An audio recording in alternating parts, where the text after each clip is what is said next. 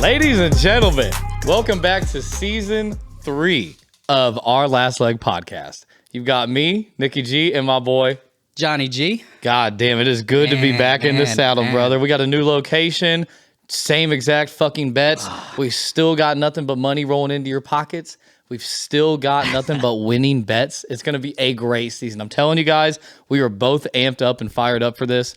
And the fact that we know we are about to make a killing, you better fucking tap in. All this shit's free.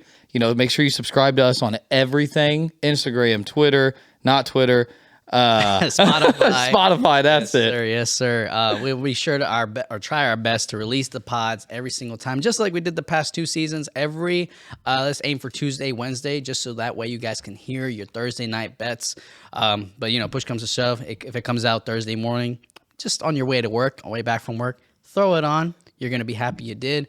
We're going to try a little bit, or at least for myself, I'm going to try a little bit harder to do more straight bets, ones that I'm super duper confident in. Smart guy. I'm obviously going to still have fun doing parlays. We all love them. You know, we're all degenerates around here. But yeah, so just be sure to, you know, drop a like, hit subscribe on our YouTube channel. It really helps us out. And we'll be throwing out some more picks. We recently have our own Discord, or at least partnered with a friend. Gotta give a shout out. So I'll link them down below. Jay's Parlays. It's free, but hey, if you want all the exclusive plays, $10. Not bad at all. And I'm telling you, he has been on a fucking heater, Yes, man. sir. Yes, An absolute heater. The whole Discord's been on fire, but OG Louis Bagels himself, man. Sir, yes, I'm sir. telling you, you guys should tap in, most definitely. And if you want all the plays, what is it, $10 a month? $10, guys. That's one to one. Make it $10. How can you not do that? What's $10? You're going to throw that on a parlay, you're going to lose anyways. There you go. Exactly. Well, I guess before we go right into the 5 games that we liked the most for week 1 of NFL, let's talk about a little bit of the changes that has happened. There's been a shit ton, bro. I guess just one injury that I was so disappointed in is J.J. McCarthy. Yeah. The reason I say that is because I really wanted us New England Patriots to pull him. I'm so upset that we're starting Jacoby Brissett. I know that was announced earlier this week. Yep. I'd rather have Drake May. Which blows my mind because Drake May's stats are 100% better. Yeah, but I get the fact that, you know, they want to put the veteran up front so that way he can Most learn definitely. off of him, and I get it. I really do. But I just really wish that he would have been given that opportunity just like J.J. McCarthy is. And speaking of a new and oncoming QB, Bo Nix, if you guys had paid attention on how he was playing this preseason, dude was phenomenal. Top tier. I really wish that I think we've entered a caliber of this year that we can finally see that the new era of young QBs that coming straight out of college are finally going to make an appearance, and I think they might hopefully bring some competitiveness towards, I guess, these veteran QBs like Patrick Mahomes, Lamar Jackson, etc. That seems to be the new normal nowadays when it comes to the NFL and bringing in a rookie quarterback. You know, 15 years ago, there's no fucking way that Bo Nix is, you know, even considered a starter because the NFL is ran by, you know, an unspoken rule that a college quarterback comes in, and what you're going to do is you're going to learn underneath that veteran, just like Jordan Love did with Aaron Rodgers, just like Aaron Rodgers did under Brett Favre. You know, I mean, it's gone on and on. Brady with Bledsoe. But that is a lost art in this league now. They're wanting these college boys to come out and be top-notch, ready to NFL ready to go, which is saying a lot. But in that same token, they are ready to go. They are badass. They can go out and sling that ball for 300 fucking yards against the NFL defenses. One guy I have high hopes for is Caleb Williams. That boy will paint his fingernails and drop 350 on you. Like, you have to be concerned about kids like this, you know, because this is the new normal. This is new era. We're entering it. Doubling back on that J.J. McCarthy thing, I thought that was, first of all, you can go ahead and go back and check, because I'm pretty sure at the beginning of last season, I said Kirk Cousins would not be a Minnesota Viking this year. And that man is on the Falcons now. I called that. I said that 100%. Which the Vikings are regretting right now, because now they have Sam Darnold running the helm of that offense, which is going to turn into a shit show. I feel bad for Justin Jefferson. He just locked in a giant contract, and I think he was expecting Kirk Cousins to pay or stay, and he doesn't get that anymore. Now he's playing with a third string quarterback. That's miserable. Don't get me wrong. Yeah. Darnold is a great backup. He is not a good starter. He cannot go out and drop 35 points on a team. He's good for probably 2 tutties and a field goal, you know? Do we know who the running back from Minnesota is right now? The running back from Minnesota is the bad man Aaron Jones. Oh, yes. Yeah. I forgot they got that in the trade. And I think even after the fact that J.J. McCarthy got hurt, if you look at the line on FanDuel, I believe they're still favored to win. They're in Minnesota. Who are they playing?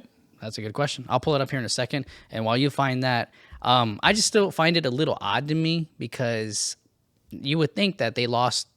They're playing with the third string quarterback. They're playing with the third. Why? Sam Just because of Darnold. the fact that they're at home. Sam Darnold's technically their second string, but the way he plays is third string quarterback material. Yeah, he hasn't basically shown us anything that would make us believe that he's actually No, not at all. Right. Now, don't get me wrong. Where he played at, he hasn't done absolutely horrendous by any stretch. Do you find it? Giants. Giants. They're playing the Giants in New York. So I guess the Giants aren't anyone to like really be too concerned about overall. I'll tell you right now, I will take the Giants at plus 1.5. Really? Locking that in. I'm making that bet 100%.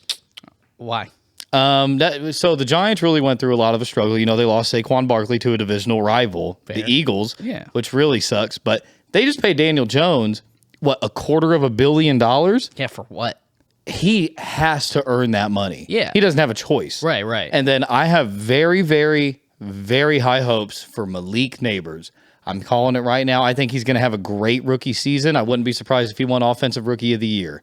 It'd be hard to beat out Caleb Williams, but I have very high hopes for them this year. I love their head coach. He's got so much energy and so much fire behind him. The Giants just unretired their only retired number for Malik Neighbors. Now, granted, they did retire this guy's number in 1930. So they didn't really have much of a problem unretiring it. But I do like the Giants in that game, especially at home. That's a must-win game, in my opinion, to come out and establish some type of dominance and say, hey, home. We're here. We can beat a Vikings offense that is completely beat up. Yes, you got Aaron Jones and you've got J.J. McCarthy.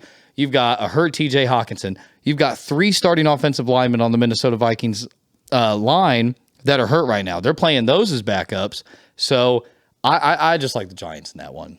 I guess if that's what you feel, I'll say that I did make a parlay, but I made it in May. That was obviously before all these injuries happened and such. So I'm still confident that it may hit. I'll probably put it here on the screen for you guys, whether you guys want to tell it or not. Again, this is more of impulsive because I was so excited that all the NFL schedules were finally released. And I did actually call you that day. I wanted to make these like, hey, what do you think? And there were some of these games that we were trying to figure out, could we see these teams win X amount of games? And I know that was something that we were bouncing back and forth on. One of them being the Colts. Granted, we live in Indiana, and I think their line was actually at 7.5. 8.5. And now they pushed it up to 8.5. And you go through the schedule, man. I read it. If they don't hit 9 wins, I guarantee at least 4 of those games will be within 1 score. Guaranteed. Yeah. Guaranteed. It's not like they're bad by any stretch whatsoever. But we'll get to that here in a few because guess what? That's one of our favorite games this week. I want you to go ahead and start off, brother. It's been a minute. Hit us with a heater. I just want to start off by saying I'm so happy to be back. I know John's happy to be back. This is going to be a wonderful season. I hope you guys ride with us and we're ready to make some money. Let's go ahead and start it off with Thursday night football to kick off the NFL season. We have got the Ravens going to Arrowhead Stadium facing the Chiefs. Chiefs are favored at -3.5, over under 6 at 46.5. We are going, I say we, I'm not even on the Ravens, but you know me, I'm a big Flock Nation guy. They're going to face the back-to-back Super Bowl champs in Arrowhead Stadium, which is not an easy place to play. I think that is one of the most difficult stadiums that you could possibly try to put yourself in. But you cannot discredit the Ravens yet because Lamar, reigning MVP right now. How are you going to sit here and say Lamar can't beat the Chiefs? Because, in my opinion, if stupid ass Zay Flowers did not fumble that ball at the goal line in the AFC Championship game. Oh my God. The Ravens were going to the Super Bowl against the 49ers, and they were going to dog walk them again like they already did earlier that season. They absolutely embarrassed them. It's time to... You tell me, do you think it's time that we call this Chiefs team a dynasty? Yes. Okay. Yeah, unfortunately, because what have they won? yes. 4? Has he won 4? No, he's been to 4, won 3. Yeah, exactly. And obviously, the greatest of all time was the one that prevented that. But again, I digress. Patty Mahomes, Magic Mahomes, whatever you want to call him. This dude's coming out with some just crazy charisma, but the dude can back it, and he has the team that supports him all the way through. Yeah, he doesn't really have that many hiccups, to be honest with you, because the dude's just literally, he knows exactly what he's doing, and he has that team chemistry that they all know that they're going to put their minds right and know their plays. And even if they have a hiccup, like, what's ever stopped them from coming back? We saw it literally at the Super Bowl where they went into overtime. And I think I read some article. I know this is a couple months after the fact, but I think I read some article, and you tell me, correct me. 49ers didn't know the OT rules or some shit like that? Yes, they seem to be confused, which is embarrassing, especially from a veteran coach of Kyle Shanahan. His daddy coached forever and a fucking day. He was a bad man on the Redskins. He was a very good coach. He also coached before that, obviously, on other teams. But his dad was a great fucking coach. So you would think that there would be some type of trickle down when it comes to the knowledge aspect. But that's not always the case. And just to be clear, before you guys are 100% determined on one team or something like that, over the course of the last 10 years, the Chiefs have the best home record in the AFC. They are 61-21 at home over the last 10 years. Now, granted, 5 of those years were without Mahomes, but still, that is so impressive. Now, take this. The Ravens, in the last 10 years, are the 4th best team in the AFC when playing on the road, and their record comes in at 44-37. So they 100% can beat the Chiefs. That's not a question. They can do it. I don't disagree. But Arrowhead is not your normal run-of-the-mill stadium. They can go in there, and those fans can play a huge factor inside of this game. And they know that. They know that Arrowhead is one of the loudest stadiums. The fans get more hype than anybody. They know how to shut the fuck up for Mahomes when he's on offense. That way he can hear every single play call. He does not mess up. But the Chiefs also have a lot of young talent right now. So let's go with Rashee Rice and Pacheco. Those dudes are absolute studs. And that was a great pick, by the way, on Pacheco in the fantasy. We're running a fantasy right now. That was a great pickup. But both of these guys have the ability to close a game out, 100%. If you disagree, you don't know ball. I'm sorry.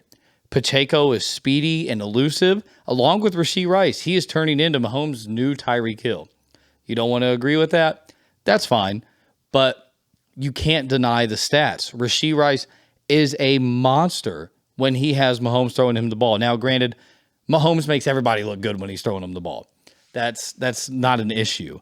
But to be able to sit there and catch, a busted play and realize that, hey, he needs help over here. I need to get over here to this section. I need to do this. He's one of the best at doing it for young players in the league right now. Yep. We can't talk about speed and playmakers. No, I know where it's going. Without talking about I know where it's going already. Lamar, my boy. Mr. Lamar Jackson is an absolute fucking monster. Last year, 3,678 yards, 24 touchdowns. He only threw 7 interceptions last year. Everybody was talking a lot of shit about his accuracy and things like that. Now, granted, his wide receivers do help him a lot when compensating for bad throws. Yeah. But on that same note... Granted, he was down 1 as well. Yeah. Tight end, to be specific. And on that same note, he's still done so much better. You see Lamar progress as a better passer. Absolutely. Better pocket awareness. So for that to be, over 3,500 yards in passing last year for a guy that everybody claimed he couldn't throw the ball anymore, I beg to differ. No, yeah. I mean, I don't disagree. I thought when you said speed I thought we were going to go into the gentleman that broke the most recent combine record, Xavier Worthy. So I was trying to try my best to keep an eye on him during preseason.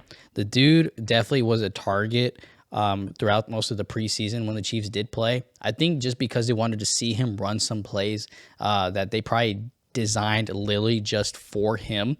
So I think I can see the Chiefs really trying to implement that opening week. This dude is going to be nothing but, and I'm calling it now, nothing but a receiver who goes for nothing but long balls because Mahomes and, coach, I forget his fucking face. Andy Reid thinks that he can make it. Boys want cheeseburger? Which I believe that he probably can because the dude's fast as shit if you haven't seen him. So when you meant speed, this is the guy who definitely is their fastest player, arguably, on the Kansas City Chiefs. Yeah. But Patrick Mahomes has two arsenals now, two great wide receivers to utilize. Rashid Rice, who notoriously almost averaged a touchdown every 2 to 3 games. So that's a pretty good stat to kind of keep an eye out on.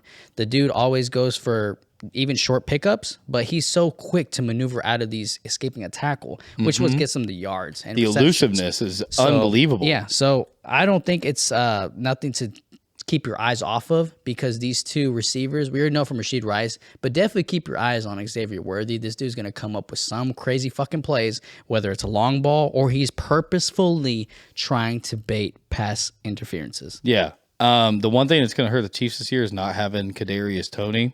They just cut him. He had some offseason trouble, but I think they make up for it with Xavier Worthy. And I think that's exactly what they were probably thinking as well. So we're sitting here talking about things that have added to the worth of these teams. Let's talk about Derrick Henry. Derrick Henry is now a Baltimore Raven who was greatly underappreciated in Tennessee. The dude is a walking tank. Top 5 stiff arms of all time. Yep. The dude will put your face in the ground and humble you like a little boy. He is a bad motherfucking man, and I expect him to do big things for this team because now you're not having to worry about, the Ravens running their third string running back since, Gus Edwards is hurt. This guy got hurt. Yep. So with Derrick Henry back there, that is a totally different game plan that you have to build for this squad. Yes, sir. Derrick Henry is not your run-of-the-mill quarterback. The dude should be a fucking lineman, he's got that build. Yeah. He's got almost no body fat on him. The dude is a freak of fucking nature. And I'm very, very excited to see how Harbaugh incorporates this into their game plan, seeing as how Lamar already is a rushing god. That's the thing. Do we think we're going to be seeing less of Lamar Jackson running his because now they got a big-ass tank like Derrick Henry? I Let's hear it. think, and it's a short piece, but I think that yes, because now, Lamar is elusive, like you used earlier. That's a good word, by the way. He's very elusive. The dude's fast and quick thinking. Derrick Henry, he's a tank. The dude was basically the ideal model for the Tennessee Titans for the past years. The dude can take a hit. The dude can take hella running yards. He'll probably run the whole game if need be, rather than risking someone like Lamar Jackson getting hurt game 1. Somebody you just paid fat stacks. So I could genuinely see that their playbook, it already was kind of designated and designed where it was more primarily running based because of Lamar Jackson. Justice Hill, I don't even know if he's still on that team.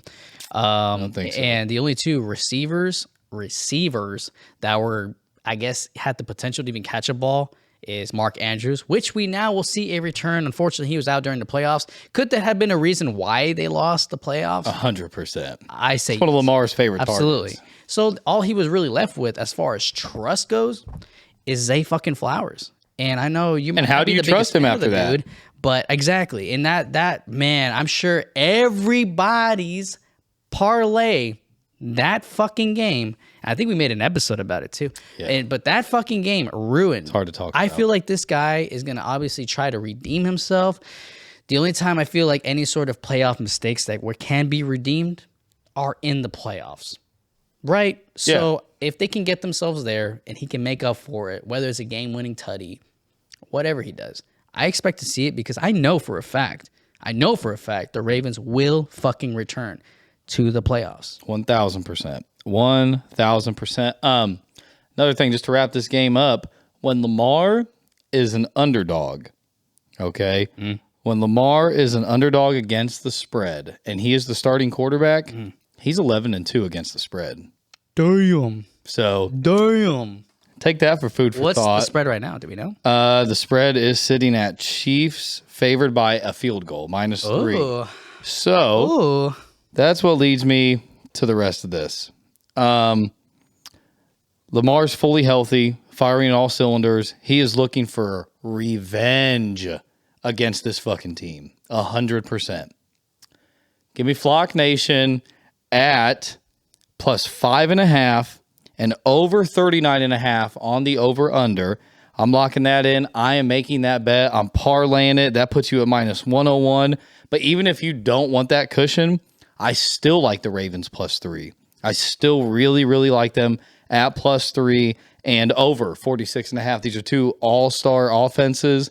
And don't get me wrong, the Ravens added a lot of good qualities in the backfield, but Andy Reid knows how to eat any defense up. So I think this game 100% goes over, and I do think the Ravens can cover the spread. Okay. Yeah. No, I back it. I back it. You back the +5.5, or you back the +3? I back the. It's on the Chiefs, right? -3, just because of Arrowhead. Chiefs are favored. I think the back-to-back Super Bowl champions, unfortunately, cover the spread. If it'll be a push if you take it -3 on the dot. Can you blame me? No. I mean, the guys fucking. Who knows? They could fucking be down 2 tutties at the half, and what makes you believe that they can't come back? They always fucking do. Somehow. I will also say, for reference, last year they lost game 1 to the Detroit fucking Lions. We talked about it last year. Exactly. We were in the Keys. I was heartbroken. Yeah. So if you're telling me this, what a great game by the NFL to choose these two teams as the opening game. Great idea. For football. Amazing. And we also got blessed with the Friday night game. Yeah. Which we'll get there. That is. So you're taking the Chiefs. You like the Chiefs at -3? I unfortunately, because I'm not a Chiefs Okay. fan, I unfortunately do. Usually you do these. I don't know if you made one, but if you guys haven't tuned in for the last 2 seasons, it's notorious for every Thursday night football is the Nicky G SGP. Did you make one? Yes or no? I did not for this one, but I will have one cooked up by the end of the episode for you guys. Cool beans. 100%. So even if we don't get one out, then I'm still telling you right now, I love the Ravens at +5.5 and over 39.5. And that puts you at even money. Well, brother, so you bet 30, you're winning 60. I did go out of my way because I didn't know if you did. My man. Johnny G SGP. Johnny Let's Gamble's hear it, here. my boy. So it's nothing crazy, but it's definitely fucking realistic. You guys can't tell me. I'm giving you a 3-legger right here. 3. What are your odds at? The new rookie, Xavier Worthy, for 25 receiving yards. The dude probably averages, roughly 2 to 3 receptions in the preseason. Yeah, we haven't seen an opening game, but what better way to shine off? Start off, shine on, whatever you want to call it. Yeah. Then the opening game against the reigning Super Bowl champions, the Chiefs. So I got 25 yards receiving. Xavier Wolf. Second leg, Rashid Rice, the most notorious and favorite wide receiver of Patty Mahomes. 40 receiving yards, pretty easy. And then the only receiver that unfortunately Lamar Jackson favors outside of his own tight end, Mark Andrews, is Zay fucking Flowers for 3 receptions. The dude can go for short pickups or he can go for long balls. I just believe that the dude's going to catch the fucking ball. If you tie all that together, that is +107. You're in the plus money. I'm pretty sure you'll probably get a Thursday night boost. Obviously, probably definitely. Might not There's one out already, but right this now. is already at least plus money. You can't tell me that those 3 legs don't already give you like, wow, this is a freaking lock. And that's what I'm going to be rolling with. I'll probably throw 2 units just because the fact that this is the first opening game of the NFL. So I'll run it back. Xavier World, 25 receiving yards. Rashid Rice, 40 receiving yards, and the third leg, Zay Flowers, 3 receptions, +107. I'm locking it in. If Johnny's a good guy, he'll throw that up for you on the screen. Right here. Nope, right here. So I went ahead and cooked one up real quick while he was telling you guys that beautiful parlay. I've got you sitting at +306, and I really like this for opening game. It doesn't seem that fucking crazy at all. Lamar Jackson, 25 rushing yards. That feels like a given, right? Yep. You like that? Yes, I sir. like that. Give me Derrick Henry for 50 rushing yards. They're going to be feeding him. There's nobody else that's going to be playing running back unless they are going to bring in their fullback, and he's going to be strictly on a blocking purpose. Okay. So Lamar for 25, Derrick for 50. Give me Zay Flowers for 40. Again, we bring back that word elusive. Yeah. I really like him for 40 yards. If he's getting 3 catches and he's getting them at 15 a pop, then that's your 40 right there. And they are underrating this guy right now just because of his injury. Mark Andrews for 40 yards. He's his favorite fucking receiver. Yeah, he loves that He's guy tight on a end. cross route across the middle. He's like Travis Kelce. Even though he's a tight end. But yeah, he's throwing it to him like a fucking wide receiver. And to me, he is highly slept on. That puts you a plus 306 at 4 legs. Andrews for 40. Zay Flowers for 40. Derrick Henry for 50 rushing. Lamar for 25 rushing. I'm digging this. I'm digging that a lot. I fuck with it. That was a long piece. I'll tell you that. This is a long episode, guys. You guys should already expect it. It's the opening episode. Buckle in, season baby. 3 at our last podcast. We got 4 fucking games to go. So I think that buries it. Those are the locks. Feel free to rewind it, listen to it again. I'm sure at least, I'm sure all of them are going to freaking cash, to be honest with you. Opening week of the NFL is all the sports books always fuck up the odds. Always. So if you find somebody that you really like and you're really down for, like I am for Mark Andrews right now, then lock it in because they fuck it up every opening year. Man. Every time. They did it last year. We made out like a fucking bandit at the beginning of the season last year. So we're going to do that again this year. And there's no better time to bet NFL boys, and especially at the beginning, because it's the same as the NBA. These numbers are so low before their average is way too up high. Correct. Take advantage now. You can have such a bigger bankroll by the time these averages start to change. Why not abuse it? FanDuel and all these sports books are taking our money. Let's rob them. The motherfuckers probably just made $7 million yesterday. They can go fuck themselves. All right, brother. Let's bring us to game 2. Here we go. Friday night football. We've got the Packers against the Eagles. Eagles are favored at minus 2.5, over under 48.5. Since John is Hispanic, I'm going to have him pronounce where they are playing because it is not in Indiana, or it is not in the United States. I didn't even know this. Yes, sir. That's why we got Friday. Sao Paulo, Brazil. Oh, I like that. That's sexy right there. Dang, I That's know that. sexy. We kick off Friday night. Hot out there. Out in Sao Paulo, Brazil, with 2 very, very hungry teams, Packers and Eagles. Both of these guys have a chip on their shoulder and something to prove. We've got the Packers on one side that has become a team completely driven by Jordan Love. They just paid this man, what was it, $220 million for 4 years? Yeah, they're building their entire squad around him, and Matt LaFleur and company have done nothing but develop him beautifully. Absolutely beautiful. Even with not having Aaron Rodgers there anymore, the dude is still turning heads. I like him. I'm rooting for the kid. But we've got the Packers on one side. You know, they're a team completely being built around Jordan Love. And with the Packers, you know, don't think that this is just the Jordan Love show, because it is not even fucking close. A lot of people sleep on the Packers players. A lot of them. The Packers have high hopes this year. The Packers also picked up Josh Jacobs in the offseason, who, in my opinion, has been underwhelming as fuck on the Raiders. When he was playing there, he was not the greatest, but not at a fault of his own. I don't think they know how to use him properly. They've been in such bad shape, the Raiders themselves, ever since they brought on John Gruden and all that shit went down with him. Who's that? I'm sorry. John Gruden was the head coach that got hired for buku fucking bucks and sent like nasty fucking racist emails, and they found out about it and give him the boot. Yeah, gave him the boot. Fuck him. And that's when they brought in the assistant head coach, and he did great last year. He did not do bad at all. But back to our regularly scheduled program, with the Packers picking up Josh Jacobs in the offseason, I think they find a better way to fit him in. And the fact that Jordan Love is able to move the ball downfield a lot better. Yeah. It just shows what they have done to this kid, and he is going to be a problem. Again, another thing I'm going to call. He did great last year, but I'm telling you he'll do even better this year. Oh, okay. Jordan Love is going the opposite direction. No. I think Jordan Love's just on the up and up. Yes, sir. He's done absolutely amazing. I think that Josh Jacobs fits in there perfectly, but do not think that this Eagles defense is going to give them some type of easy fucking win. This is still the Eagles defense. Now, granted, they do have a few injuries, but it's still the Eagles defense. On the other end, you got the Eagles. You know, a lot of people thought they were going to make the Super Bowl last year. Me, personally, I did as well, because we realized that the 49ers can be beat 100%. The Ravens proved that when they absolutely dog-walked their bitch ass in the regular season. But I think that if you would have made it to the Super Bowl, then you would have a lot more respect on your name, but you didn't. And a lot of people thought that they were a joke with the tush push. Yeah. So with Travis Kelce, not Travis, sorry. Jason now being gone. Yeah. I think that we see the Eagles' true colors this year, and I think they are still the same.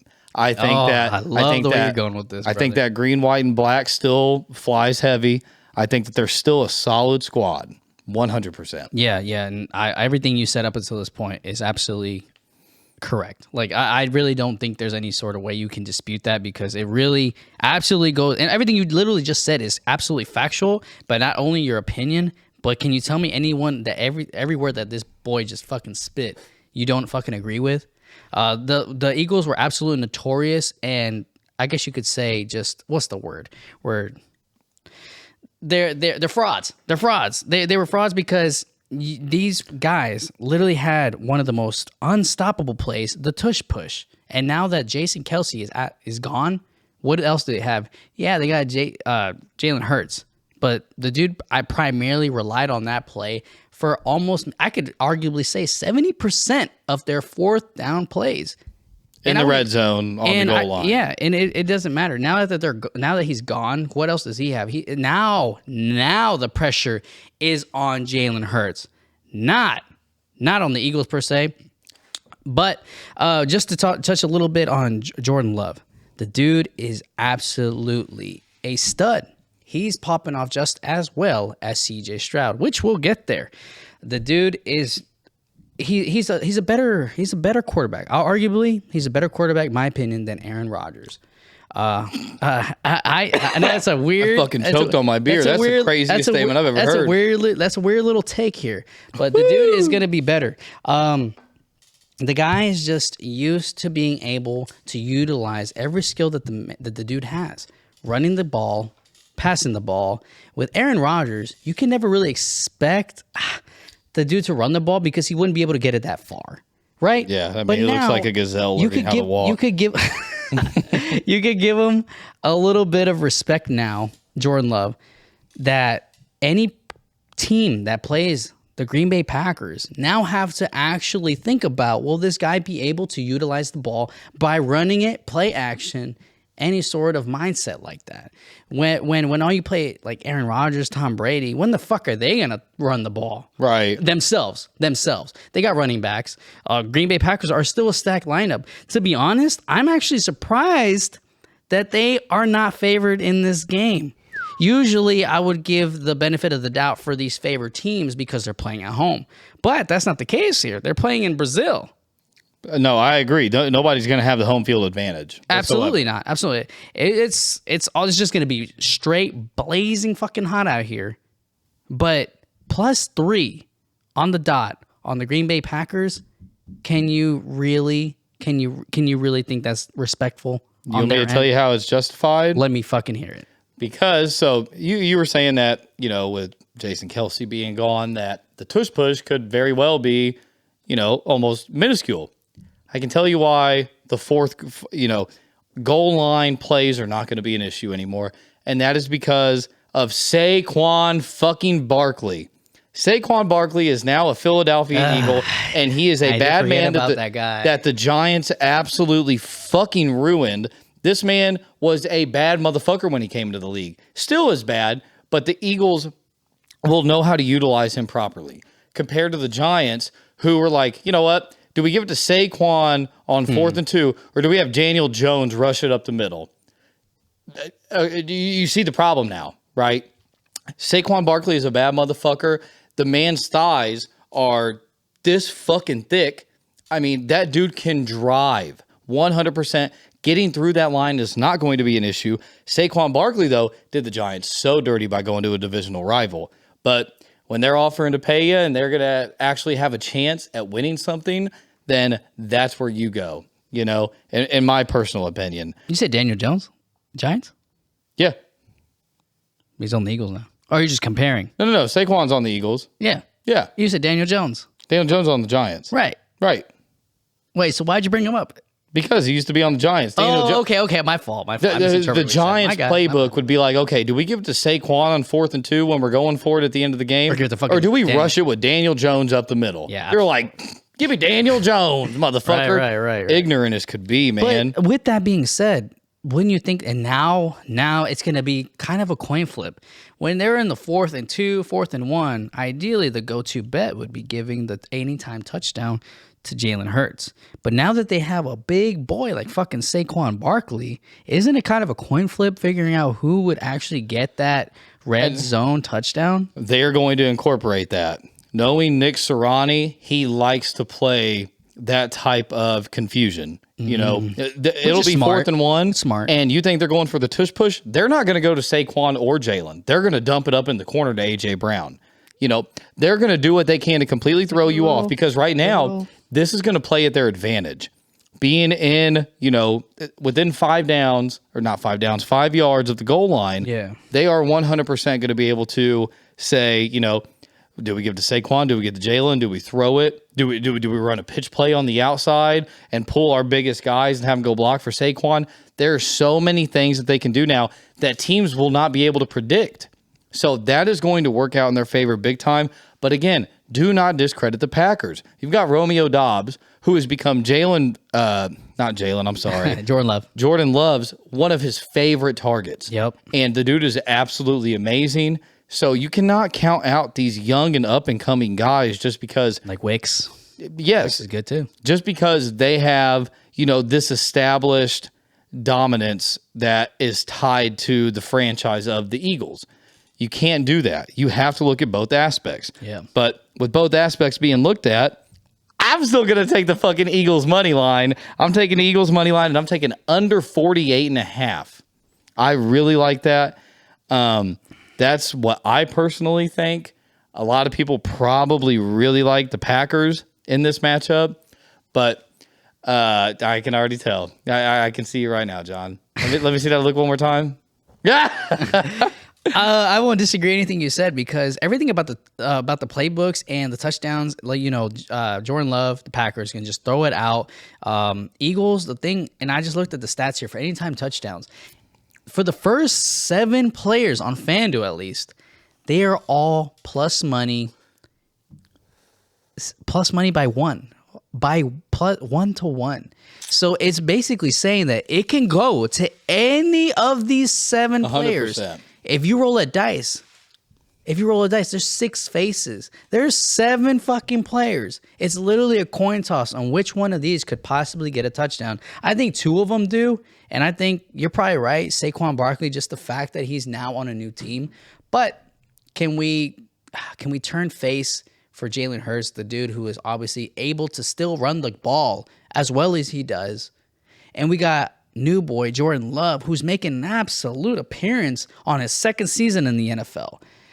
Third, excuse me. But still, it doesn't matter if it's 2nd, 3rd, 4th, 5th.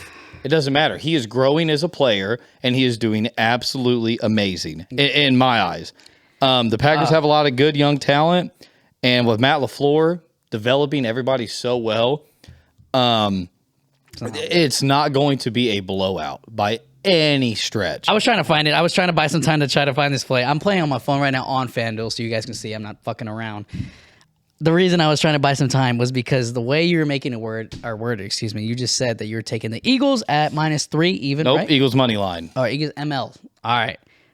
He basically confirmed that it's going to be a very tight game, and fucking ladies and gentlemen, 100%. I agree the same. There's no way you guys cannot fucking agree. So it's not on FanDuel right now, and I really hope it still is. I was trying my best to find one of my favorite props in NFL, and that is a winning margin. Oh, I couldn't fucking find it. I don't know if it's not on FanDuel just yet. That's a great it's bet. Great Monday, Labor Day, as we're recording this. NFL on FanDuel runs on a 1 to 13 point winning margin. That is so fair. If you can just find one game that is very, very tight like that, two great teams just like this, you're going to tell me that one of these two teams are going to win by at least 14 points, 2 touchdowns. I don't think that's this game. So with that being said, I have to take the Green Bay Packers with a winning margin between 1 and 13 points. I respect it. Where the odds are at, I don't know. But right now, at least what I can confirm is that the Green Bay Packers are the underdogs in this game. And the odds are at plus 128 money line. So if I'm going to take a winning margin, I imagine that the odds might lie around plus 160. Let me ask you one question. Go ahead. Would you still be playing the same play as Packers winning margin plus 1 to 13? If Jason, if the Eagles, no. Oh, if the Eagles were at home, damn, probably not. But to counter that, wouldn't you think if it was in Philadelphia, would the line still be at -3? That's another good point. I like that. Yeah. I like that. See, Yeah. we're back, baby. We're back. Exactly. We can't agree to everything. That's exactly what our last leg podcast is, guys. I'll choose you to that one, You got to fucking think about anything that we can disagree and agree to disagree. You got to factor out every single thing. And I forget. We'll probably get to that game, whatever game that is, what stadium that is. You tell me every fucking year. There is this one stadium where they built it to where it goes against the opposing team. I think it's Miami, but I don't there's multiple of them. Miami is one. The opposing sideline always has the sun in their eye. Yeah. But not to drag this game out longer than it already is, I genuinely believe that the Green Bay Packers, Jordan Love, can carry the Green Bay Packers to their first absolute win against the Philadelphia Eagles with a winning margin between 1 and 13 points. We'll be back next week so I can show that you guys that I was right. And that the Eagles are 100% going to win this ball game. But wait, before we go, one final pick before we go. I didn't think they'd actually show these stats already. Just because you loved how much Romeo Doubs is one of Jordan Love's favorite 100%. absolute players. What's his line Minus 38.5 isn't honestly that scary to accomplish. His number's at 38? Because the secondary for the Philadelphia Eagles isn't that scary or that concerning. Well, Bradbury's injured right now, which does not help them whatsoever. And more than likely, that's going to be the guy that was on him. So they're going to be taking the second best cornerback, putting it on Romeo Doubs. Or Jason Reed. That's a great read. Yeah, that's a great read. So I genuinely like that. That's just food for thought. Am I going to bet it? I don't know yet. I like the plus 25 yards, just more of a guarantee for that cushion play. We're all about cushion. But just food for thought. Eagles secondary isn't the best. It's not a bad bet. I can't even be mad at it. So my boy Johnny's got the Packers coming through with the dub, and I've got the Eagles coming through with the dub. On our next game, we're going to do Colts against the Houston Texans. We have got the Texans favored at -2.5 coming to Lucas Oil Stadium. Texans favored at -2.5. Over-under is at 49.5. Here we go again. I feel like I'm beating a dead horse right now. I can't tell you how many times I've brought this up. These are two very young teams with so much fucking potential, man. Yeah. Coming into the season, we've got the Houston Texans led by C.J. Stroud. He is in his sophomore year. With us being divisional rivals, the Colts and the Texans, I'm really hoping for a sophomore slump. It's his second year. His rookie year, he did fucking unbelievable, which blew my mind. But he went above and beyond expectations last season. And with them getting their entire wide receiver core healthy, Nico Collins, Tank Dell, with both of those guys running, wait a minute. Let's go ahead and add one more shit show factor to the Texans. Oh, no, they got Stephon fucking Diggs now, bro. They have got Stephon Diggs. They are going to be a problem, not just for the AFC South, but for the entire NFL. Let's also not forget who else they picked up. You know who I'm going with? I know you're going with Joe Mixon. Bad man. Very bad man. I am not a fan of his just because he played against my Ravens already, and now I have to deal with him playing against the Colts. This really, really sucks. But Joe Mixon is a bad motherfucker, and he is a running back. And, I've used the word elusive a lot already in this podcast, but I really think that he is truly one of the most elusive running backs in the league. If you let him out in the open, there is an issue. You are going to have a problem tackling him. He made that very clear with the Bengals when they actually decided to use him right. But when they do, he is a problem. Last time the Colts played the Texans was Week 18. Week 18, what happened was the Colts lost 23-19, and guess what? We were riddled with injuries. We had Gardner Minshew running our fucking team, and the Texans only beat us by 4. Get the fuck out of here. I don't respect that whatsoever. Whenever we were running with you-know-who, Week 1 or 2, we beat them 31-20. And I said this last year. This is on another Instagram reel. We beat them 31-20. When we are healthy, I'm not sure who can fucking beat us. When we are firing on all cylinders, I don't know who can beat us because it's not the Chiefs. Chiefs are not beating the Colts. Mahomes has never beaten the Colts. So let's go ahead and bring up the man of the hour. AR5, my boy, my fucking boy. Fucking the guy. man sits at 6'4", 250 pounds. He gained weight over the season. He put on muscle over the season. I hope so. And he he is a bad motherfucker, despite what John over here thinks. They beat him 31-20. That leads us to the most anticipated return of any quarterback in the NFL right now, and that is Anthony Richardson. A lot of people fear that he truly can be one of the best quarterbacks in the NFL if he knows how to keep himself healthy and safe. One thing that you'll find pretty consistent in this podcast is every episode I try my best to find one interception play. I know where you're going with this. We don't have enough stats from AR5 to say that he would throw an interception. We do have enough stats to show how many interceptions that Jordan Love has thrown, and I just counted it earlier while he was telling this segment here. He only threw 6 to 7 interceptions the whole season. Very impressive. Very impressive. But the Colts have an outstanding defense. They're solid. We have a lot of gaps right now.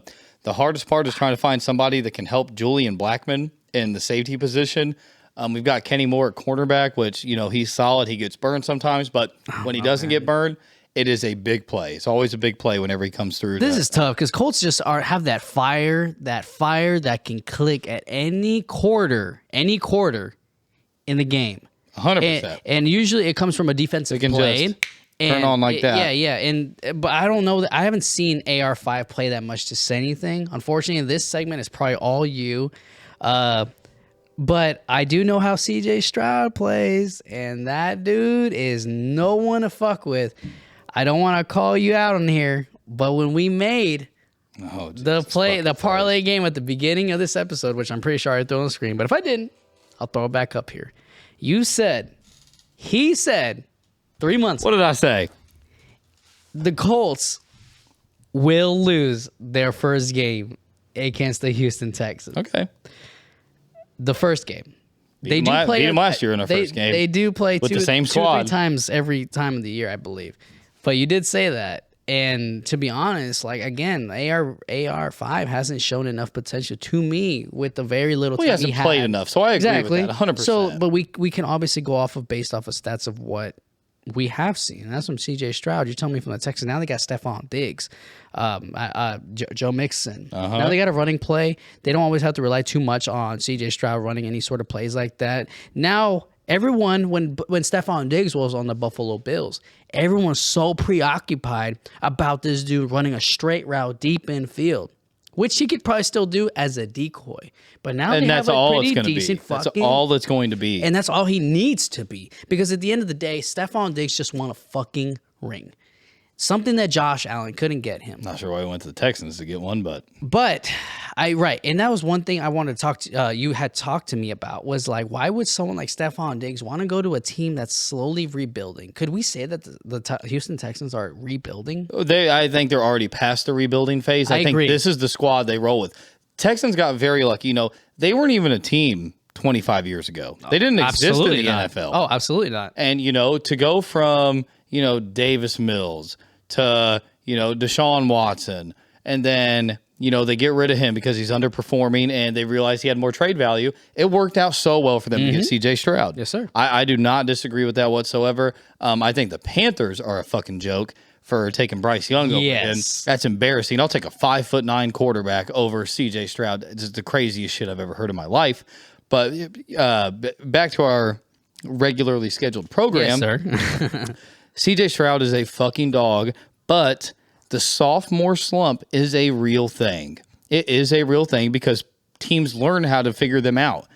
And I think CJ is one of those quarterbacks that they can't figure out. I do not think that he comes into the league this year at his second year in the NFL and destroys like he did last year. I think that everybody's they know now what they can expect from him and what they can expect from this offense. And when it comes to this game specifically, Shane Steichen and Gus Bradley will put together a very well-formulated game plan to try and stop them. And again, let me repeat this. We are in Lucas Oil Stadium. We are in Lucas Oil. Not an easy stadium to play. Him and I have been to multiple games. And loud. Loud as fuck. And especially if you're sitting down. So when we went, we sat in the very bottom section, 8 rows back. We were very lucky. Thank you again. Yeah. But when we went, both of us, we could put our fingers in our ears. You could feel your eardrums rattling. The way they built that stadium and the sound pours down directly at least on plus top 100 of you, decibels. Easily. At least. Easily. And the way that sound pours down, it is not an easy place to play. So with all that being said, let's hear it. Give me the Colts plus 3.5 and over 45.5. I think this is an absolute shootout. I think that the line's sitting originally at Texans minus 2.5. I don't think the Colts lose by more than a field goal if they do lose. I like them to win, but I always play my cushion. I always do, and I always will. Yep. Colts plus 3.5 over 45.5. I really like that. I'm expecting 27-24. It's 47. Yeah. So I'll be honest. I'm sorry. Those were the wrong numbers, but I'm expecting a higher game. Higher than that. pick. Yeah. Okay. Well, outside of winning, losing, I obviously you guys saw that big parlay slip that I put. Right. I also made this again 3 months ago because it was just more of an impulsive bet. I was so ready for NFL. It's finally here. I put I believe the Texans to win, ML straight up. But the one play that I am more confident because I was looking right here. I didn't even know FanDuel now they added a little couple more slips or props in this app now. A player to record a 20-yard reception. A 20-yard reception. Someone like CJ Stroud to throw it to their new, notoriously, arguably their best wide receiver on the team. Arguably. Right now. Very arguably. Arguably. The two that I probably have to really consider, I know Nico Collins really fucking shined. He should be taking it. He really fucking shined during the playoffs. But however, he only shined because Tank Dell was gone. Wouldn't you say? Correct. But I also think that it helped develop an unknown connection that was there between with CJ Stroud. Yeah. So right now it is at minus 270, which is quite juiced for the play. If you parlayed it with something else from a different game, you're able to do so. Unfortunately, it's not a same game parlay, so you couldn't do it. But the two props that I really honestly like from this game is Stephon Diggs minus 170 or B minus 155 Tank Dell. He was his for favorite 20 yards, wide correct? receiver. Yep, 20 plus 20-yard yard reception. And they're both quite elusive. And because of the connection aspect, like my boy just said, the connection is there. The trust is there. I believe he can be more lenient to give the ball to someone that he does trust to get that 20-yard mark and more. Is Tank Dell. Stephon Diggs, all he really does is get long balls. It's just banking that he can get it. The Colts secondary, I guess that's more for you to give us an input on how you believe. Could they really keep up with someone like Stephon Diggs? Yes. Kenny Moore 100% can't keep up with Stephon Diggs. But then the problem is, so that's why I'm leaning more towards Tank Dell to get the 20-yard reception. Strictly for the fact that, I'm sorry, but Stephon Diggs is the best wide receiver on that team. Arguably. When it comes down to numbers, Stephon Diggs is number one. Because he's had more time there. Yeah, correct. Yes. Yeah. He is more reliable. He's got better hands. But towards the end of the season, Tank Dell did unbelievable. Unbelievably bad? Tank Dell? Oh, I'm sorry. I thought you said Stephon Diggs. No, Tank Dell? no. Tank Dell did phenomenal. Until his injury? That's why I had to double check. I was like, which way is that hand going? Yeah. My fault. I'm like, that graph should be going. Yeah. Continue. But no, I like Tank Dell for that 20-yard plus reception. I really like that. Yeah. Stephon Diggs is going to be a decoy, and I think that he will be running more slant routes. He'll go out 10, do a jug up 10. Don't get me wrong, Stephon Diggs very well could get his 20-yard reception, but on the same note, I'm going to go with the guy that has guaranteed had over 20-yard receptions with a quarterback that he already has repertoire with. Yes, sir. That's the way I'm leaning. But at the end of the day, I'm still taking the Colts plus 3.5 and over 45.5. Cool. There you guys heard. Who are you taking? Oh, man. Again, based off of the parlay that I made 3 months ago, I'd have to... You're making me choose one? Mm-hmm. Well, if you're making me choose, I am from Indiana. CJ Stroud is a dog. I haven't seen enough from AR5, but JT is on the team. Give me the Houston Texans ML. I got to take him on the ML, man. I got to take him on the ML. Whatever, dude. All right. We got 2 more for you. We got 2 more games coming at you. I think you guys are going to like the next one. We've got the Rams going to the Lions. Rams going to Ford Field. Lions are favored at minus 3.5. Over-unders at 51.5. Lions are coming into this game after blowing an unbelievable lead against the 49ers in the NFC Championship. I really thought the Lions were going to go to the Super Bowl. 49ers came out and just had their way with them. And then it was all said and done. They all shocked us last year by being arguably a top 5 team in the entire NFL. Yep. Now, granted, obviously they were a top 4, but everybody's got their opinion. We blame the coach. Who? For the Detroit Lions? No. Not at all, bro. When they could have ended the game and they could have won the game. But no, they got blown out in the second half, bro. In the NFC Championship against 49ers, they were up by like 3 scores. Was that not the game? I forget. It's been a while.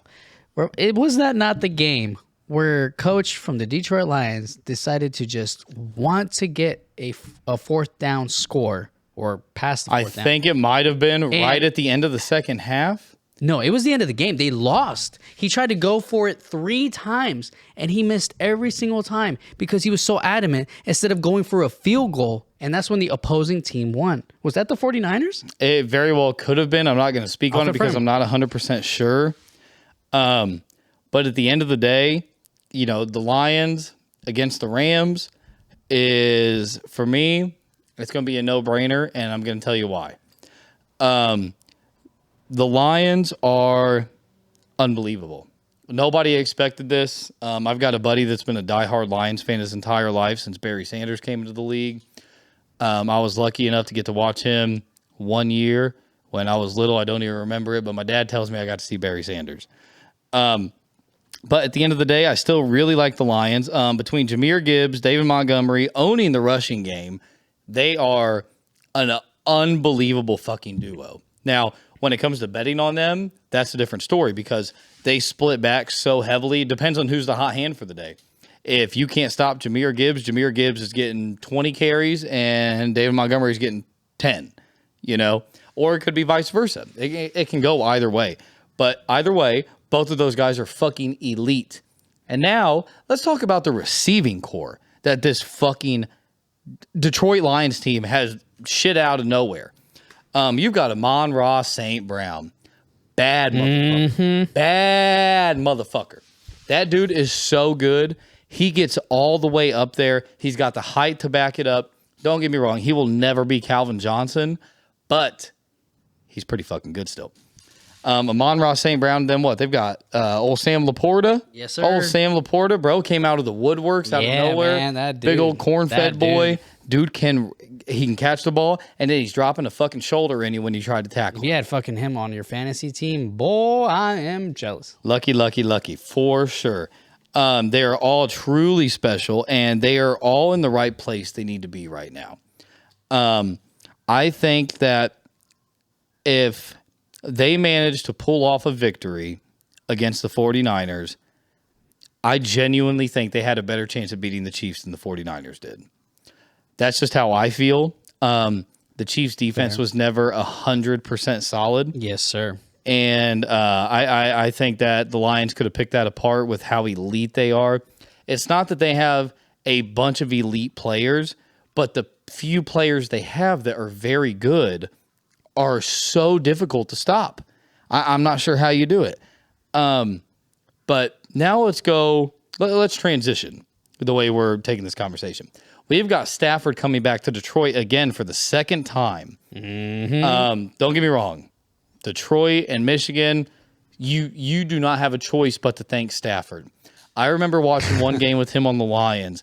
He snapped one of his fingers, took it and went, ugh, Oh, I remember that. put it back in place, went out and won the fucking ball game with a broken finger. Yep. Like, he's on the was in sideline pain. screaming it. If you can find it, I think it's a It's a YouTube. it's not video, a for it's a sure. 30 for 30, or you can just go on a YouTube video. Just type in Stafford Lions In pain. in pain. I guarantee you will find it. Yep. You will gain a new respect for Matthew Stafford. But one thing Detroit does not do is care about if you played for them or not. Ford Field is going to be fucking jumping, dude. That place is a super cool stadium. Very, very cool place to play.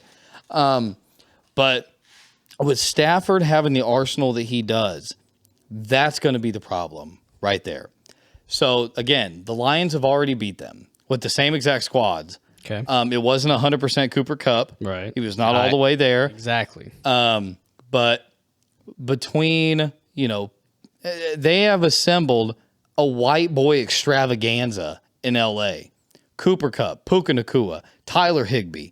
If Higbee can stay healthy, once again, the Rams are going to be a problem, just like they were last year. Everybody discouraged them and said that they weren't going to make it, yada, yada, yada, and boom, they're in the wild card. That's just what they do. They're that good at it. Stafford will be a Hall of Fame quarterback, without a doubt in my mind. But you got Strong words. Strong do words. you not agree? I personally. Super Bowl champion? Yeah, one. Yeah, I guess it only takes one, right? I mean, not necessarily, but I mean, Stafford's a dog. Like, just his toughness mentality. yeah. He's You don't definitely think a got that guy's dog in him. snapping his own finger He's back got a into dog place in and him. going out and winning a ball game? I get Baker Mayfield vibes from the guy, right? You could say that, No. Fine. I could say that. I believe that. Yeah. I mean, he's definitely fucking stood up for himself. He's made himself fucking known how much of a fucking not of a pussy he is to be able to do that, still win the fucking game. Crazy. It literally trended on YouTube when it did happen. He definitely has a fucking magnificent team, and that's probably why the spread is so tight. 100%. You go on FanDuel right now and I have it up. I mean, names like Kyron Williams, David Montgomery, Jamar Gibbs, Amon St. Brown. 3 out of the 1 that I just named right there. It's are elite on both favoring the teams. Lions. But yeah, you got Cooper Kupp, Puka Nacua, who I believe just broke a record last season. I think he broke the rookie receiving yard. Yep. And that dude, I think the way we mentioned Stephon Diggs being a decoy for the Houston Texans is just as much as how Cooper Kupp was a decoy for the Los Angeles Rams last year. And that's probably how and why Puka Nacua broke that record. However, he can obviously back it up because that dude is fucking great. But you're also facing a dog like Amon St. Brown, which I also have in my fantasy football, which I'm so happy about. Jealous. I had him last year. Can you really justify that the Los Angeles Rams can keep it tight against someone like the Detroit Lions? However, the thing is, probably because unfortunately the Detroit Lions have a fucking coach like Dan Campbell. I looked it up. That was his name. Dan He's a Campbell. bad boy, bro. To confirm what Heart we and talked about soul. earlier, he admits that he fucked up that game at the championship. That's what because coaches should do. They should put the blame on them always. He fucked up 2 absolute questionable 4th down plays, and they failed both times, which allowed the 49ers to make a 17-point comeback. Okay, so That that's is what it what was. happened. You were right on the right track. 100%. They allowed it. It was so upsetting because you're telling me the whole nation was not backing the Detroit Lions. Everybody underdog wanted team. the Lions to win. And if the Detroit Lions did end up playing the Kansas City Chiefs, that would have been amazing. Then the whole nation outside of Missouri would have been fucking rooting for the Detroit Lions. Just as much as most teams go against the Patriots when they were, when Tom Brady was still around. So, unfortunately, that's the case. I think he learned his lesson last season because of something like that he'll probably carry out for the rest of his life when they came so fucking close. When absolutely no one believed in it either. It was almost a true Cinderella fucking story. Could this be an absolute start to a new Cinderella story? I hope we do see it eventually. Can you even consider the Lions a Cinderella story now, though, that they've established themselves as a dominant team? Would you consider it like when Cincinnati Bengals basically made it to the Super Bowl and they couldn't get it done? I wouldn't say that's a Cinderella story, man. They had... I guess it's a complete Cinderella story when they actually execute, right? Like, the Lions were just so bad for so long. I think that's why everybody was liking them. But... Were the Bengals that bad? No. I mean, they've always been decent. Like, I mean, for the longest time, they were running Carson Palmer. They had Andy Dalton. And Andy Dalton was. And they weren't bad at all, bro. They had TJ Houshmandzadeh, Chad Johnson. I guess the amount of excitement and charisma that the Detroit Lions brought, that's what probably made them so entertaining to fucking watch. That's what made it. It was so fun to watch a team like that play. And it's like, I'm watching an all-star fucking team play right now. And then for you to be able to pick up that read, that, when we were in the Florida Keys, that, hey, I really think the Lions have a chance here.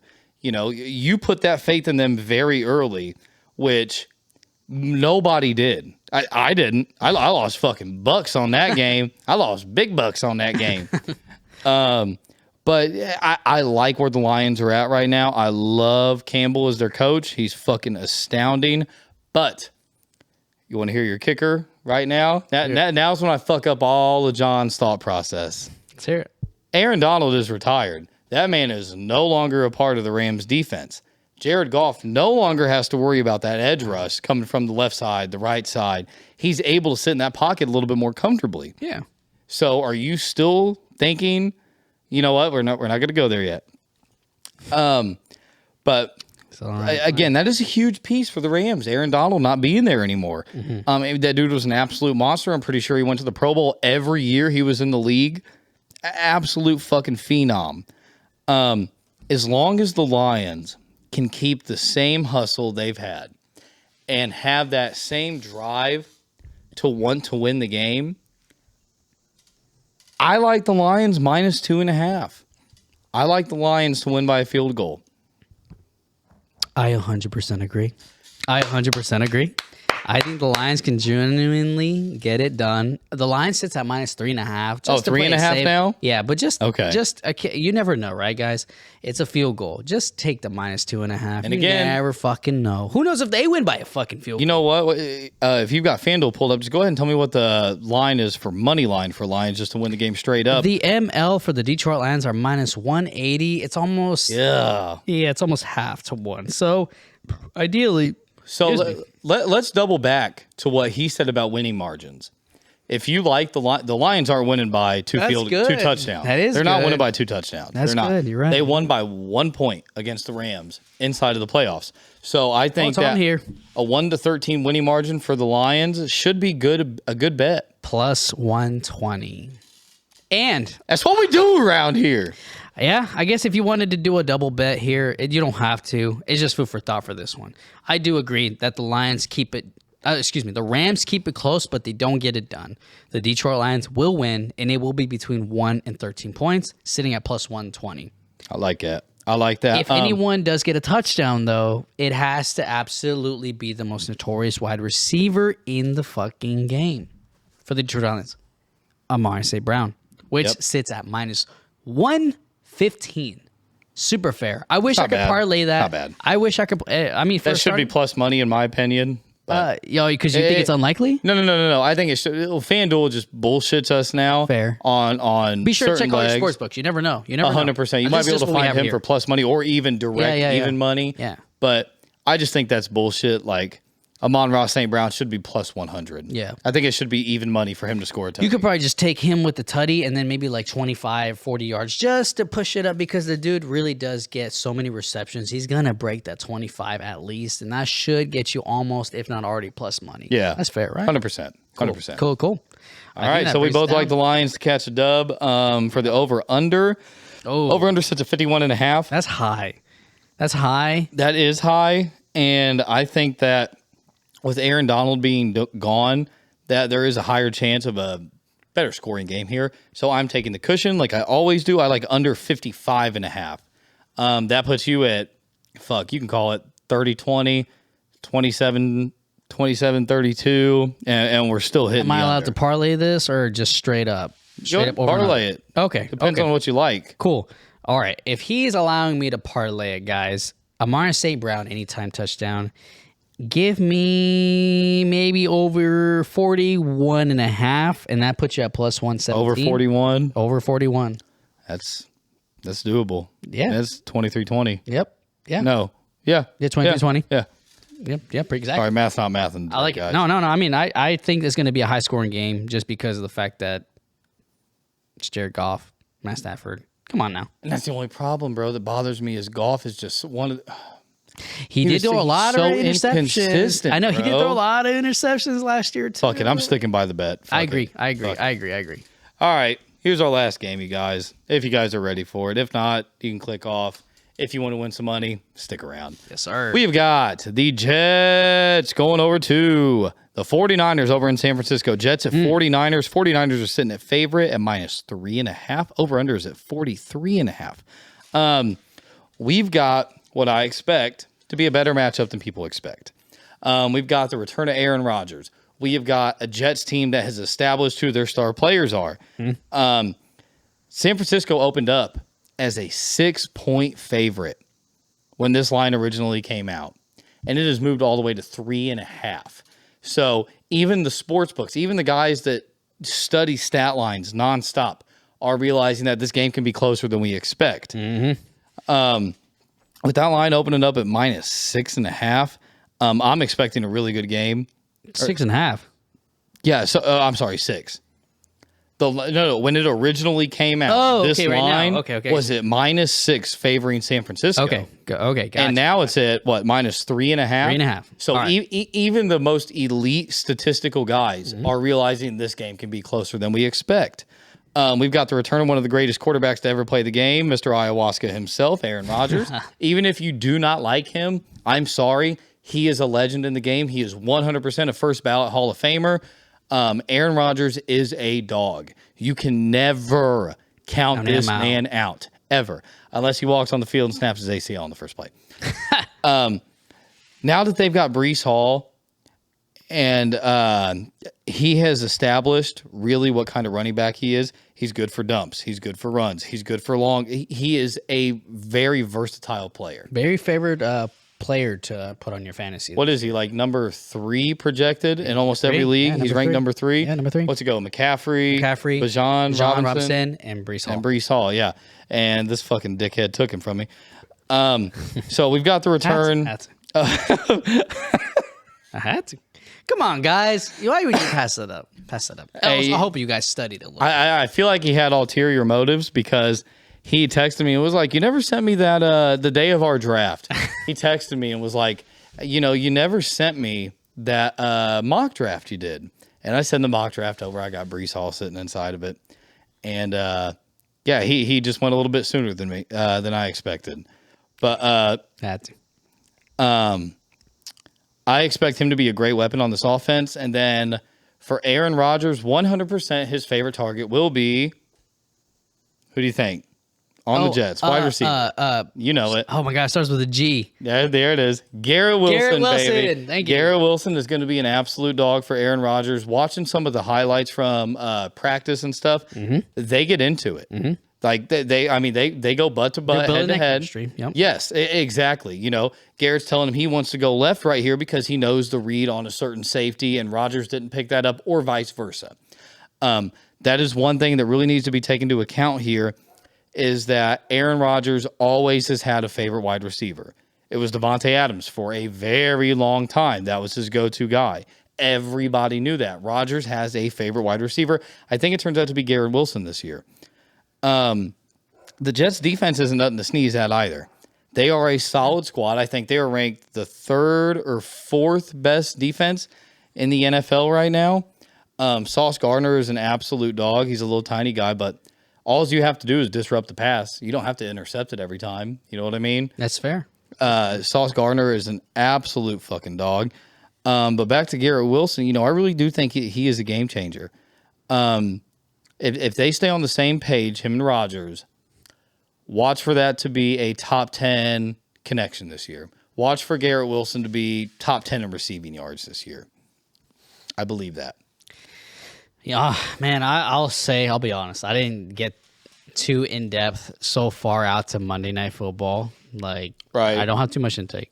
But with teams like that, I mean, everything you genuinely said, it felt truly, influential, where you couldn't disagree. And if you could disagree, let us know in the comments, please. No, 100%. Please. You can find facts that are going to counteract what I just said. Yeah. And please let us know. But, I mean, everything he just said, yeah, Aaron Rodgers is on the New York Jets, and he's not favored, and the line sits at plus 3.5. 49ers are also at home, but the over and under is at 43.5, so very, very minimal compared to most NFL football stat lines as far as the over and under goes. And I think because we just don't know what he's capable of to presenting to us in this season, because we didn't get to see what he was capable of with the New York Jets last season, it's so unknown. It truly is a coin flip. But I mean, Garrett Wilson, again, one of probably his most targeted fucking players. 100%. It is at least something to keep an eye at. So, I don't know, man. we touched on the Jets defense. They're not bad by any stretch. Nobody can disagree with that. The Jets are a solid squad. None of that, all of that can mean nothing when you are facing That's fair. who I considered a juggernaut in the NFL last year, the 40 fucking Niners. They are absolute dogs, bro. Yeah. Now, granted, they blew it in the Super Bowl. Yeah. But that's easy to do when, I'm not saying Mahomes got favorable calls, but a little bias. It's the Chiefs. But yeah, it is the Chiefs. Yeah. That's the new face of the NFL. They blew it in the Super Bowl, but that does not mean that their regular season like they had last year is going to be any different than this year. So I expect the 49ers to be back firing on all cylinders once again. And why I believe that is because they finally inked a deal with Brandon Ayuk. Finally. They got him paid. Yeah. I think you and I were actually talking back and forth. Yes. It's like, why would they not want to keep someone like that on their team? Somebody that is arguably the best receiver on the team. Yeah, arguably, yes. Him and Debo, you could really sit here and go back and forth on that. But in my eyes, I really like Ayuk. But they finally got him paid, and you cannot sit here and act like the 49ers do not have one of the most elite rosters in the NFL. So let's go ahead and ring it off real quick for you. This is the only time I'm going to do it this year. You got McCaffrey in the backfield, who's a dual threat. He can run the ball down your throat, and he can catch the ball for 72 yards and 3 touchdowns if he feels like it. If that's the game plan that Shanahan's got for him, they can make that happen 100%. It is not a question. You've got George Kittle, who is one of the most elite blocking tight ends in the league. Yep. He will bump you, peel out to the right, and boom, they're getting a 17-yard reception, first down, they're marching downfield. George Kittle is great at that. You've got Debo Samuel, who is a dual threat wide receiver. He can run the ball, he can catch the ball. He is a bad motherfucker. Despite how much I really do like the Jets' projections this year, I cannot take them in this matchup. Give me the 49ers and Purdy and company. Give me the 49ers at -2.5 and over 39.5 points. Yep. I'm not even going to second guess it. That's you like that? No, yeah, both. Spread over. And usually I always kind of feel iffy with you on one or the other. I got bold takes. But that one's absolutely solid. Absolutely solid. I mean, can you guys genuinely disagree New York Jets have the capability. Aaron Rodgers has the capability to 100%. be able to score It's at any Aaron point in time. fucking Rodgers. But again, the 49ers also have that arsenal offensively. Defensively, we don't know yet. We don't know how Aaron Rodgers is going to approach this. The New York Jets are going to approach this against them. But we know that Aaron Rodgers never gives up. He finds some way, some fucking how. And that's exactly what everyone's going to keep an eye on. So we just as we are. But we do know what the 49ers are capable of and how much they can score. Most definitely, brother. So alone with just them, I see at least 21 points, at least coming from the 49ers. So I'd say 28, brother.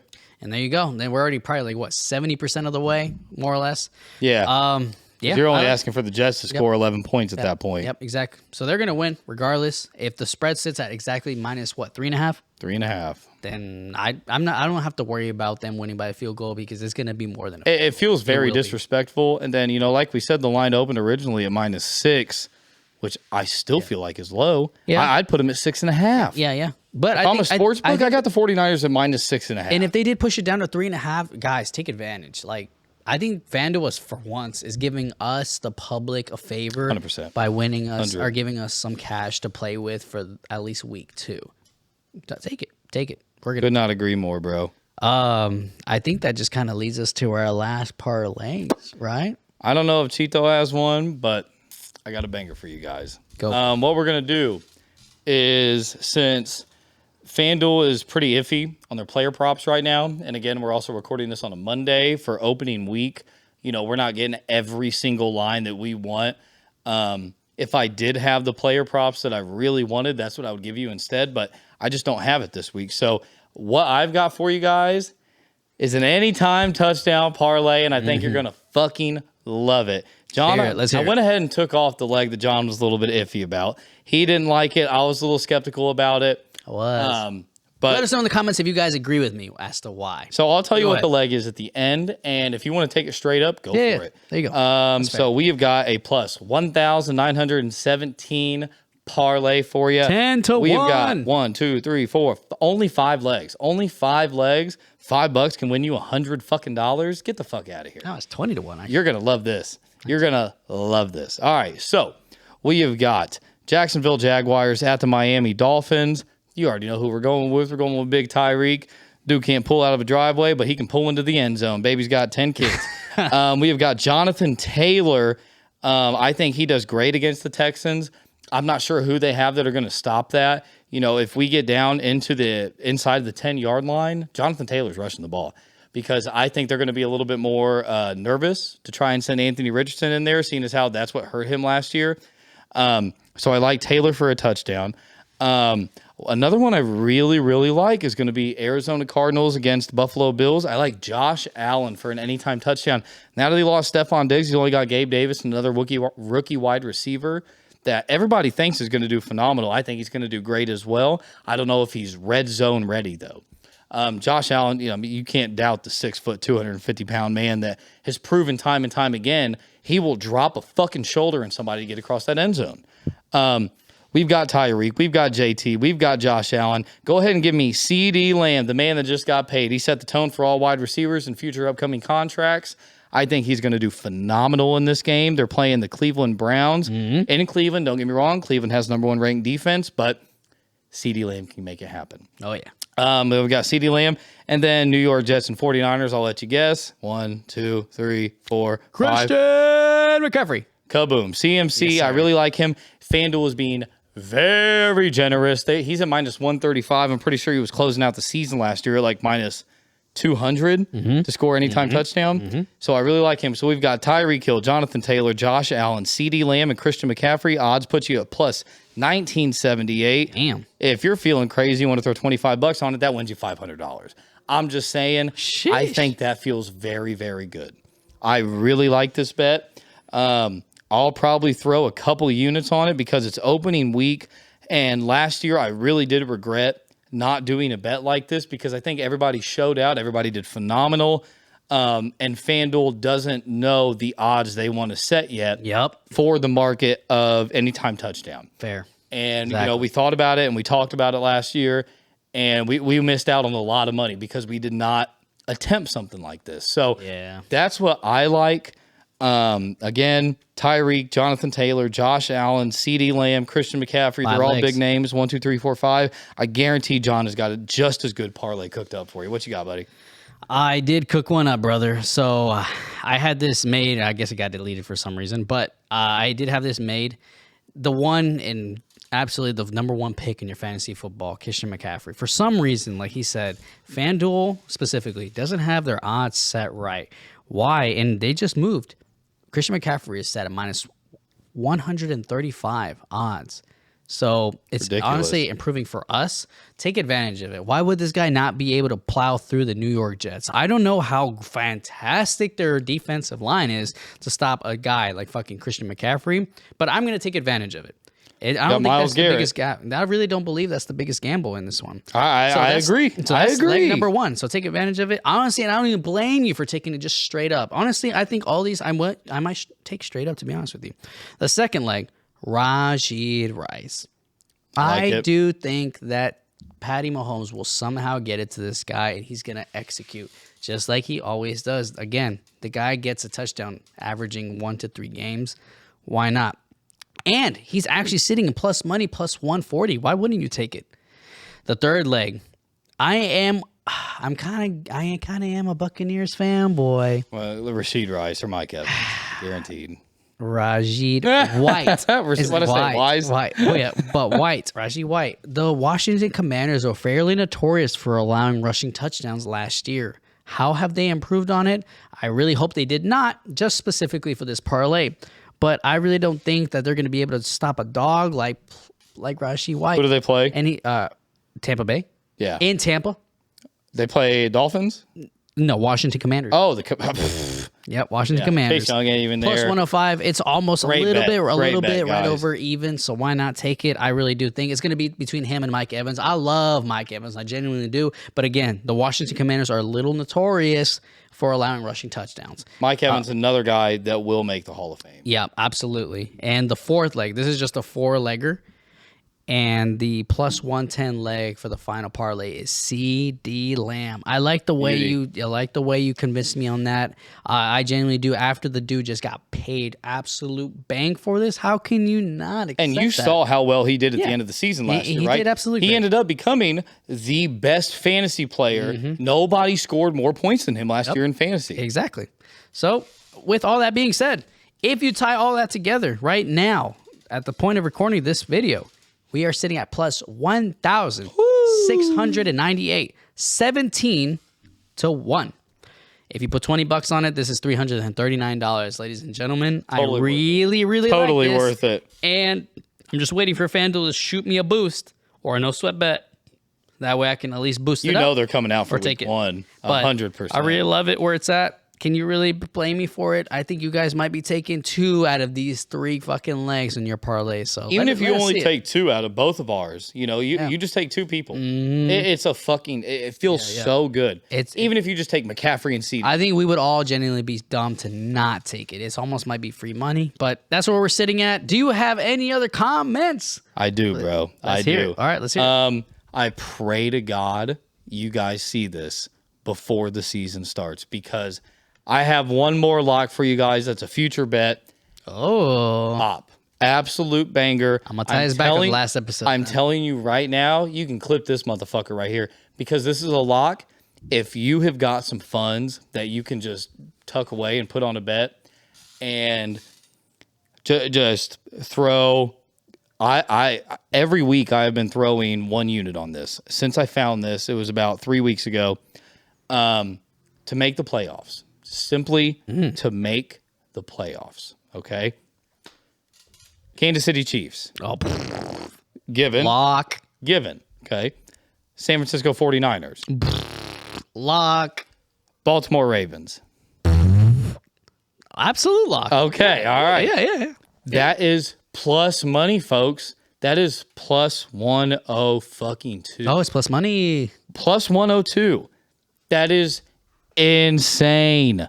Do you guys realize how good of a bet that is? Put your birthday money right there. Do you understand how good of a bet that is? Birthday money right there. You can swap out any leg you want and put whoever you want, but I'm telling you, just take 3 teams and you're plus money. It doesn't matter who you pick. Yeah. You're plus money on this, okay, to make the playoffs. Damn. Just pick the 3 most elite teams in the NFL and hammer the fuck out of it, you guys. I'm telling you, this is a great bet, and you will be upset if you do not make this. That's like Bama and Georgia right now making the playoffs. Like, yeah, exactly. Yeah. It's like saying... I didn't even think about it like that. Yeah. So, I mean... It's a long wait, but it's a guaranteed lock. When you're going into the playoffs... Let's say, you've lost every bet. You decided not to tail us and be up 77 units. You will be so happy when this hits, man. I'm telling you, this is a great bet, you guys. This is top tier, man. Kansas City Chiefs, awesome, San Francisco 49ers, Baltimore Ravens, all to make the playoffs. Even if you swap the Ravens out for the Eagles, who are more heavily favored, you're still at plus money and even money. So that is all I have for episode 1. I'm sorry it was such a long one, guys, but... We are so fucking happy to be back, dude. Fuck yes, bro. Like, I'm so excited for what the season has to come. We have only grown as bettors and only gotten better. Like we said, we're better bettors. And all, like John said, we're going to be going for a lot of even money this year. Yes, sir. Just try to double it. Instead of shooting for long shot parlays, we're going to be doing, 2 to 3 leg parlays that can just, get you your money for the next week. Absolutely. Get you the next money for the next week. Get your groceries for the next week. Yes, sir. We're still going to be throwing out 3-teamer steamers. We're still going to be throwing out absolutely beautiful parlays that we 100% make every single time. You ride with us, you die with us, okay? Yep.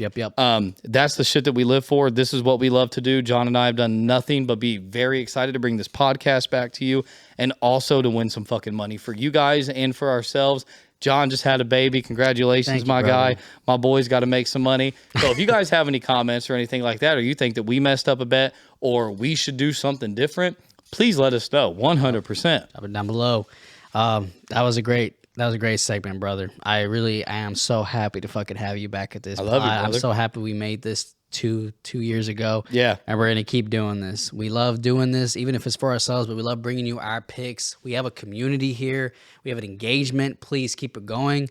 The family, the love, the friends, the wins, the losses, regardless, you still win because we're all in it together at the end of the fucking day. If you guys want to tail our bets, we don't do it anymore on Instagram Live. We throw it in the Discord, Jay's Parlays. It'll be down in the description below. Please drop a like, hit subscribe on our YouTube channel. It helps the algorithm. Be sure to check every Tuesday, Wednesday, most late Thursday for the video to drop. But if you had Spotify, it will drop. It will drop every Tuesday night or Wednesday morning. So, with all that being said... And if you don't want to listen to us babble, you can just speed forward to the end of when we're done talking about the team. That's when we're always going to drop our picks. That's when we always drop our over-unders, our spread pick, money line picks. And then at the end of every single episode, we're always going to drop a big parlay like that. Yep. But we also do like throwing some reels on our Instagram of our absolute favorite picks where one of us maybe both agree or just be a good part of it. But overall, just be sure to follow us on all all of our accounts, Instagram, Facebook, whatever. And if you go back and check the reels, they're money. They're spot on. They're good to go. 100%. I think that's about it, brother. Do you have anything else for the... I've got nothing else, man, bro. This has been fucking amazing. I'm sorry this one was so long. We'll tighten it up for next week, but at the end of the day, we love doing this shit. We hope you guys love it too. Yes, sir. Opening weekend. NFL Weekend 1. This is it. This is Our Last Leg podcast, season 3, episode 1. We got 18 and more coming for you guys. You got me, Jonny G, Jonny Gamble, and my favorite fucking boy. My boy. I'm Nicky G. We will catch you guys on the fucking next one. Love you guys. Peace.